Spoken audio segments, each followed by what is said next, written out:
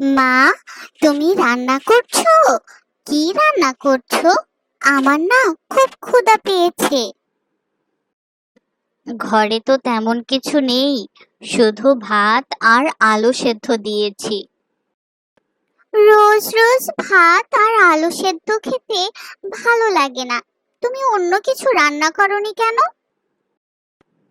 মা রে, মাসের শেষ, হাতে টাকাও নেই যে বাজার করব।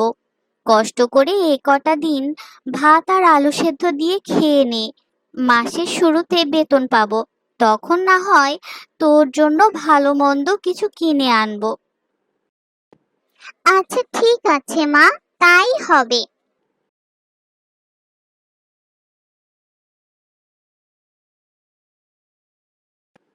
এই চামেলি, আজকে তোদের বাসা থেকে তো অনেক সুন্দর রান্নার গন্ধ আসছে।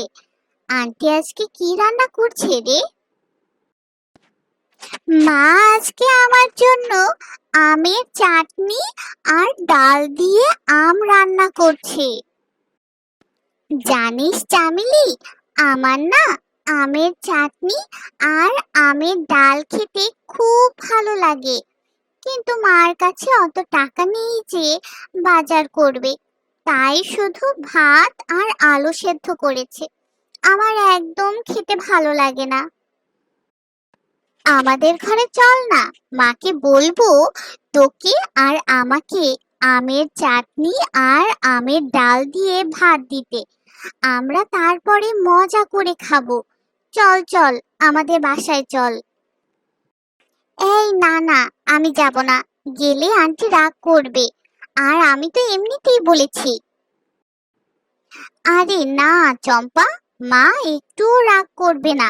চল না আমার সাথে, একসাথে বসে মজা করে ভাত খাবো। আচ্ছা ঠিক আছে চামেলি, তুই এত করে যখন বলছিস, চল তাহলে।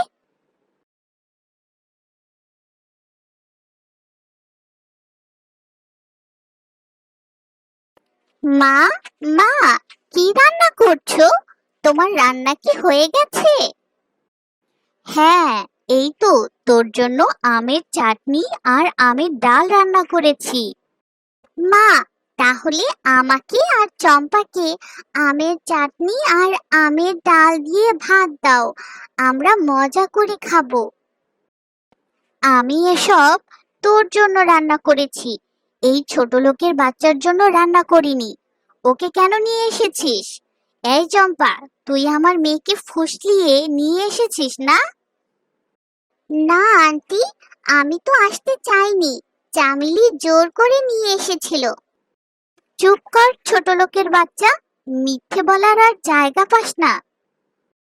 মা, চম্পা ঠিকই বলেছে, ও আসতে চায়নি, আমি ওকে জোর করে নিয়ে এসেছি। ওর মা নাকি ভাত আর আলু সেদ্ধ রান্না করেছে, সেটা নাকি ওর খেতে একটুও ভালো লাগে না। তাই ভাবলাম তুমি আমের চাটনি আর আমের ডাল রান্না করেছো, এজন্যই তো ওকে নিয়ে আসলাম আমাদের বাসায় খাওয়ানোর জন্য। প্লিজ মা, তুমি ওর সাথে খারাপ ব্যবহার করো না।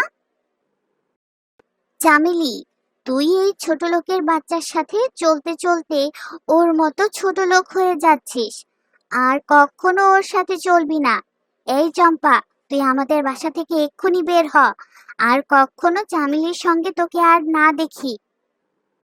আন্টি, আমি চলে যাচ্ছি, আর চামেলির সাথে আমি আর কখনো খেলতে আসবো না, কিন্তু আমাকে আর কখনো ছোট লোকের বাচ্চা বলবেন না।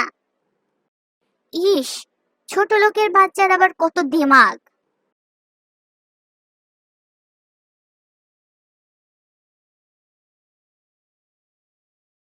কি হয়েছে চম্পা, তুই এভাবে মন খারাপ করে আছিস কেন?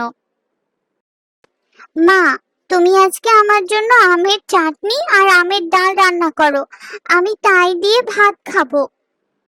কিন্তু চম্পা, আমার হাতে তো অত টাকা নেই যে আম কিনে নিয়ে আসবো আর তোর জন্য আমের চাটনি আর আমের ডাল রান্না করব। আমি অত কিছু জানি না, আমি আমের চাটনি আর আমের ডাল খেতে চাই, চাই মানে চাই।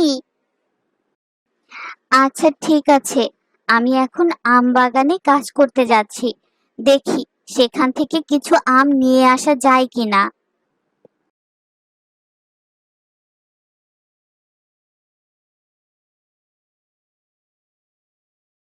যাক বাবা, সবগুলো আম গাছে পানি দেয়া হয়ে গেছে। এখন দেখি কিছু আম নিয়ে যাওয়া যায় কিনা। তাহলে মেয়েটাকে আজকে আমের চাটনি আর আমের ডাল রান্না করে দেব। এই জম্পার মা, তোমার গাছে পানি দেয়া হয়ে গেছে? হ্যাঁ ভাবি, আমি প্রত্যেকটা আম গাছে পানি দিয়েছি। আর ভালো আম আর পচা আম বেছে রেখেছো তো? ভালো আমের ঝুড়িটা কোথায়? ওটা আমাকে দাও, আমি বাসায় নিয়ে যাব। আজ ভাবছি আমের আচার করব। হ্যাঁ ভাবি, আমি ভালো আম আর পচা আম বেছে রেখেছি। ওই ঝুড়িতে ভালো আমগুলো রাখা আছে। ভাবি, একটা কথা বলতাম। আমার মেয়েটা আজ আমের চাটনি আর আমের ডাল খেতে চেয়েছে। তাই ভাবছিলাম যদি কিছু আম দিতেন তাহলে মেয়েটাকে আজকে আমের চাটনি আর আমের ডাল রান্না করে দিতাম। শোনো চম্পার মা, তোমাকে আমি কোনো আম দিতে পারবো না, কারণ এই আমগুলো বাজারে বিক্রি করার জন্য রাখা হয়েছে। এখান থেকে তোমাকে দিলে আমার টাকা কম পড়ে যাবে না? তার থেকে বরং তুমি ওই পচা আমগুলো নিয়ে যাও। সেখান থেকে ভালো অংশ বেছে বেছে কেটে তোমার মেয়ের জন্য রান্না করো। কিন্তু ভাবি, ওইখানে তো সবগুলোই পচা আম। আমি তো সব পচা আম বেছে বেছে আলাদা করে রেখেছি। আচ্ছা ঠিক আছে, আমি ওই পচা আমগুলোই নিয়ে যাচ্ছি।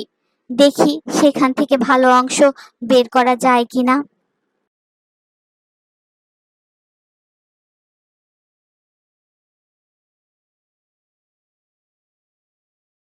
মা রে, এখানে সব আমগুলোই পচা। একটুও ভালো অংশ নেই যে তোকে এখান থেকে রান্না করে দেব। একটু ধৈর্য ধর মা। এ মাসের টাকা পেলে তোর জন্য আম কিনে আমের চাটনি আর আমের ডাল রান্না করে দেব। ঠিক আছে মা, সমস্যা নেই। আমি পরে অন্য কোনো সময় না হয় আমের চাটনি আর আমের ডাল খাবো। তুমি এই পচা আমগুলো আমাদের ঘরের সামনে ফেলে দাও।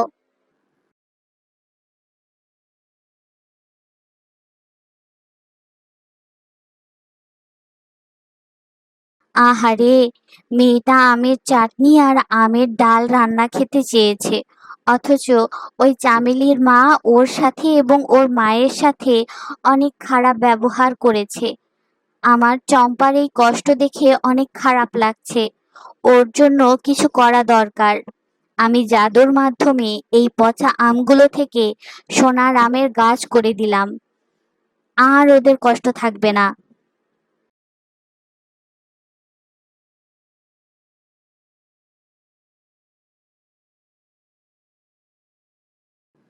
মা দেখো, আমাদের বাড়ির উঠোনে সোনার আমের গাছ ধরেছে। হ্যাঁ, তাই তো দেখছি। এগুলো যদি আমরা বাজারে বিক্রি করি তাহলে অনেক টাকা পাবো। আর তোর জন্য অনেক খাবার কিনে আনতে পারবো এই টাকা দিয়ে। যাই, কিছু আম পেড়ে বাজারে নিয়ে যাই আর বিক্রি করে কিছু খাবার নিয়ে আসি তোর জন্য। ঠিক আছে মা, তাই করো।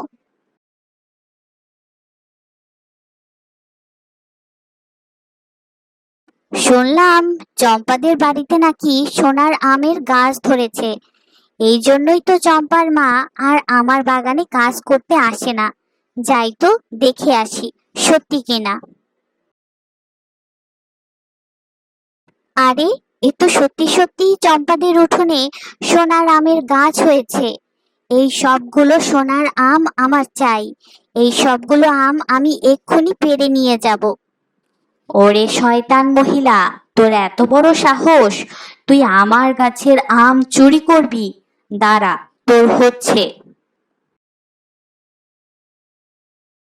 ওরে বাবা রে, ওরে মা রে, আমাকে ছেড়ে দাও। আমার ভুল হয়ে গেছে। আমি আর কখনো চুরি করতে যাব না, আর কারো ক্ষতিও করব না।